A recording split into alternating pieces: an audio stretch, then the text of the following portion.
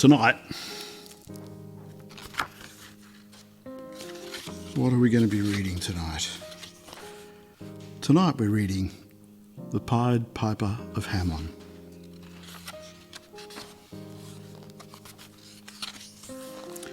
The Pied Piper of Hamelin. A very long time ago, the town of Hamelin in Germany was invaded by bands of rats, the likes of which had never been seen before, nor ever will be again. They were great black creatures which ran boldly in broad daylight through the streets and swarmed all over the houses, so that people at last could not put a hand or foot down anywhere without touching one. When dressing in the morning, they found rats in their breeches and petticoats, in their pockets and in their boots. And when they wanted a morsel to eat, the voracious horde had swept away everything from cellar to garret. The night time was even worse. As soon as the lights were out, these untiring nibblers set to work. And everywhere, in the ceilings, in the floors, in the cupboards and at the doors, there was a chase and a rummage, and so furious a noise of gimlets and pincers and saws that a deaf man could not rest for even 1 hour. Neither cats nor dogs, nor poison, nor traps, nor prayers, nor candles burned to all the saints. Nothing did any good. The more rats they killed, the more rats came. But one Friday, there arrived in the town a man with a queer face, who played the bagpipes and sang this refrain: "Who lives shall see. This is he, Rat-catcher." He probably sang it better than that. He was a tall, gawky fellow, dry and bronzed, with a crooked nose, a long rat-tail moustache, 2 great yellow piercing and mocking eyes, under a large felt hat, set off by a scarlet cock's feather. He was dressed in a green jacket with a leather belt and orange breeches, and on his feet were sandals fastened by thongs passed around his legs in the gypsy fashion. That is how he may be seen to this day, painted on a window in the Cathedral of Hamelin. He stopped in the great marketplace before the town hall, turned his back to the church, and went on with his music, singing, "Who lives shall see, this is he, the rat-catcher." The town council had just assembled to consider once more this plague of Egypt, from which no one could save the town. The stranger sent word to the councillors that if they would make it worth his while, he would rid them of all their rats before night fell. "Then he's a sorcerer," cried the citizens with one voice. "We must beware of him." The chief town councillor, who was considered clever, reassured them. He said, "Sorcerer or no, if this bagpiper speaks the truth, it was he who sent us this horrible vermin he wants to rid us of today, for money. Well, we must learn to catch the devil in his own snares. You leave it to me." "Leave it to the town councillor," said the citizens to one another, and the stranger was brought before them. "Before night," he said, "I shall have dispatched all the rats in Hamelin, if you all will but pay me a shilling a head." "A shilling a head," cried the citizens, "but that will come to millions of thaler." The town councillor simply shrugged his shoulders and said to the stranger, "A bargain. The rats will be paid for at 1 shilling a head, as you asked." The bagpiper announced that he would begin that very evening when the moon rose. He added that the inhabitants should at the hour leave the streets free and content themselves with looking out of their windows at the pleasant spectacle that was passing. When the people of Hamelin heard the bargain, they too exclaimed, "A shilling a head? But this will cost us a deal of money." "Leave it to the town councillor," said the town council with a malicious air. And the good people of Hamelin repeated, "Leave it to the town councillor." Toward evening, the bagpiper reappeared in the marketplace. As at first, he turned his back to the church and the moment the moon rose on the horizon, the bagpipe sounded. True, true.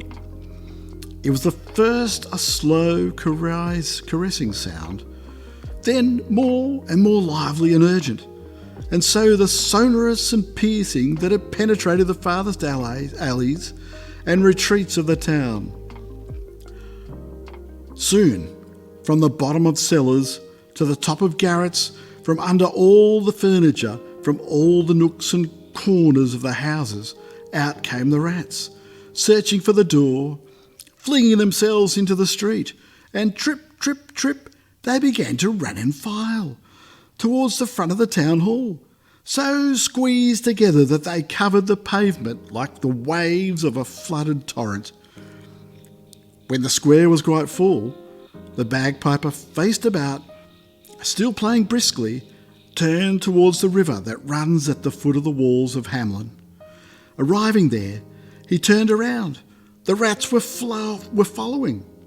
Hop, hop, hop, he cried, pointing with his finger to the middle of the stream, where the water whirled and was drawn down as if through a funnel.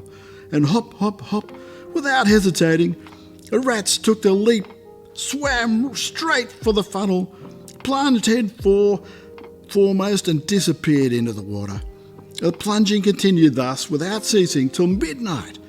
At last, dragging himself with difficulty, came a big rat, white with age, who stopped on the bank.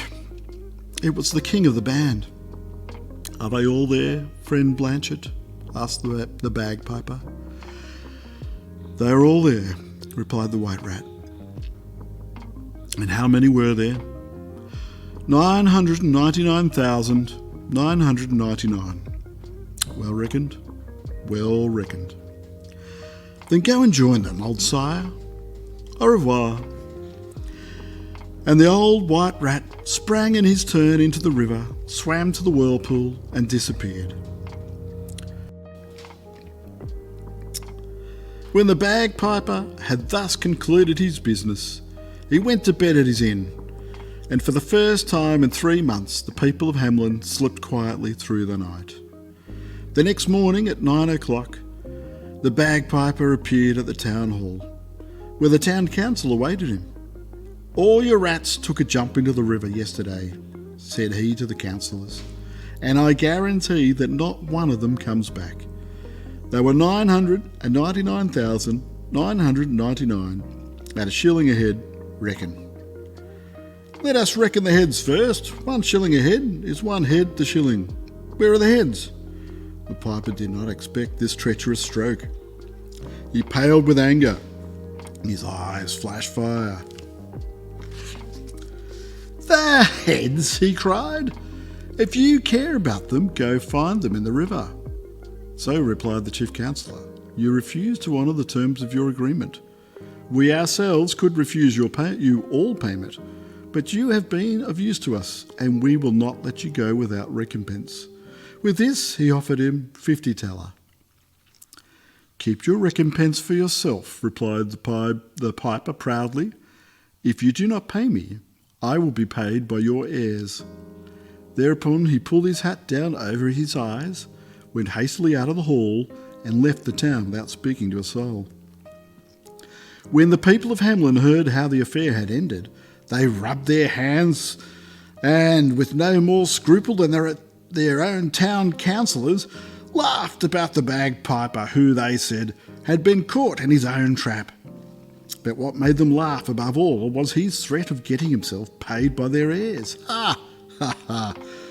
Ha! They wished they could only have such creditors for the rest of their lives. Next day was a Sunday. They went gaily to church, thinking that afterward they would at last be able to eat some good things that the rats had not tasted before them. They never suspected the terrible surprise that awaited them on their return home. No children anywhere. They had all disappeared. "Our children! Where are our poor children?" was the cry that soon heard in all the streets. Then, through the east gate of the town came 3 little boys who cried and wept, and this is the story they told. While the parents were at church, a wonderful music had sounded in the streets. Soon all the little boys and all the little girls who had been left at home, attracted by the magic sounds, had gone out to the great marketplace. There they found the piper playing his bagpipes. Then the strangers started to walk quickly, and they had followed, running and singing and dancing to the sound of the music, and as far as the foot of the mountains, which one sees on entering Hamelin. At their approach, the mountain had opened a little, and the bagpiper had gone in with them, after which it had closed again. Only 3 little ones who told of the adventure had remained outside, as if by miracle. One was lame and could not run fast enough. The second, who had left the house in haste, 1 foot shod, the other bare. I had a cousin who went to school like that once. Had hurt himself against a big stone and could scarcely walk.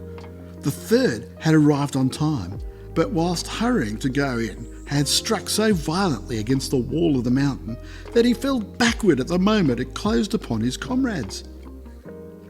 Hearing this story, the parents redoubled their lamentations. They ran with pikes and mattocks to the mountain. They searched all evening to find an opening through which their children had disappeared, without success. At last, the night falling, they returned desperate to Hamelin. But the most unhappy was the town councillor, who had bargained with the piper, for he had lost 3 boys and 2 girls. And to crown it all, the people of Hamelin overwhelmed him with reproaches, forgetting that the day before they had agreed with him. What had become of these unfortunate children? The parents always hoped they were not dead, and that the piper, who certainly must have come out of the mountain, would have taken them with him to his own country. That is why, for several years, they sent in search of them to different countries, but no one ever found a trace of the poor little ones. It was not till much later that anything was to be heard, about 150 years after the event, when there was no longer any of the fathers or mothers or brothers or sisters of that day left. There arrived one evening in Hamelin some merchants of Bremen returning from the east, who asked to speak with the citizens.